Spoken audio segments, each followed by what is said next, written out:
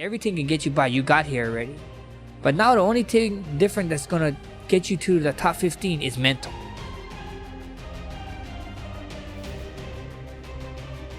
When you turn in your cards and you get your black belts and you put your time in on the mats, no one can ever take that away from you. The belt, we can lose that one day. It's gone.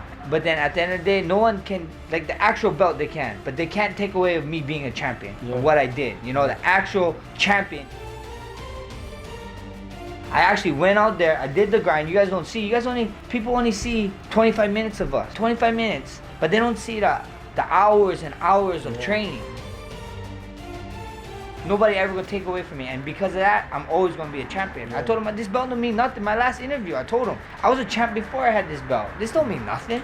It's cool. It's just showing you guys that, look, it's validation to you guys. It's not validation to me. The validation is when I go in, blood, sweat, and tears that you guys don't see. Me not wanting to train.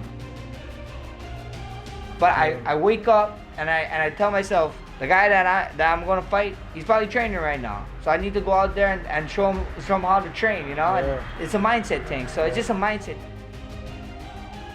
You know, I start from zero. I can tell myself, tomorrow they take everything away, I'll work back up to the championship. I'm not gonna beg and cry for stuff. I was like, if you want me to work, I'll work. I'll show you that this wasn't by luck. You know what I mean? The dude is really blessed. And that's why I want to show him, whatever you want, go work hard. You know, and this is how this side is. But remember, we're gonna start here. And you're gonna work your way up just like Daddy did, so.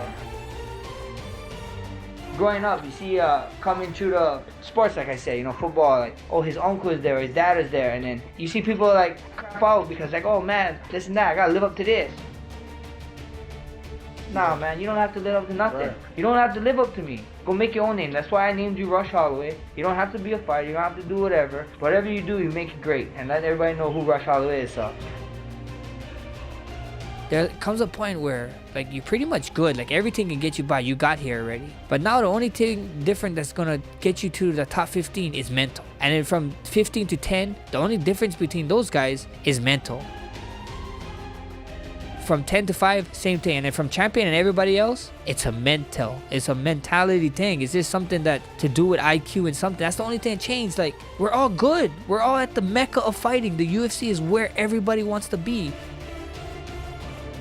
But what makes you a champ? What makes me a champion? You not? Something gotta be it. Like, you can lift more weights than me, though. You know what I mean? Like, we're the same. If we're the same weight class, you're stronger than me. You're faster than me. What is the difference? I believe it's that passport to crazy land. It's that mental. It's that thing. Like, I'm willing to do something that I don't know if you even thought of doing it, or if it's presented with you that if you're gonna take that chance, you know. And I always tell them too, you know, it's not how you start the race, it's how you finish, bro. It's like, finish strong, bro. You got kids, you got focus now. I know you think you fucked up, but you never let nobody down yet. You know, you got time, and just make everything right again, or try to go get as close as you can to making everything right again. When you get faced with a certain situation, you can always go left or go right. I always just so happen to always pick the right path. So I picked the right path more than the bad path. So I was grateful for that, and I was letting it get to me, but I always told myself there's no way. To myself, I always looked at my grandma and grandpa, what they did. You know, the end goal for me was always to find a better half, have a family. I was like, I just wanted to give my son the greatest life he could. You know, like give him the love that I got from my grandma and mom. On paper, you put down my stats, no one's gonna pick me in a fight. There's that mental part. And that hard part that you can't measure. You can't measure the mental whatever. And that's that crazy land part. If they see this guy like, okay, well, he got a passport to crazy land, but this is his stats. All, you know, out of 10, like 3s. And then this is the guy. He's like 9, all 9s, but maybe a couple of 10s in there, but he don't have a passport to crazy land. They'd be like, crazy land, this guy is great. Fuck, most of the time, the guys with the passport to crazy lands is, they're crazy, you know?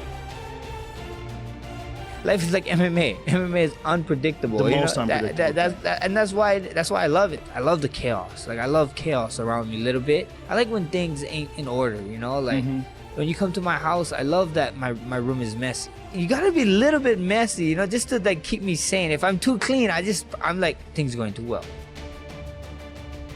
Things is going too good. If something doesn't go wrong fight week, I'm like, nope. Right now, do you like things going perfect? Don't it feel weird when everything goes perfect? I guess I'm just different.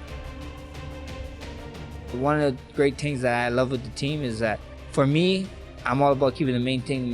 And the main thing for me is just fighting.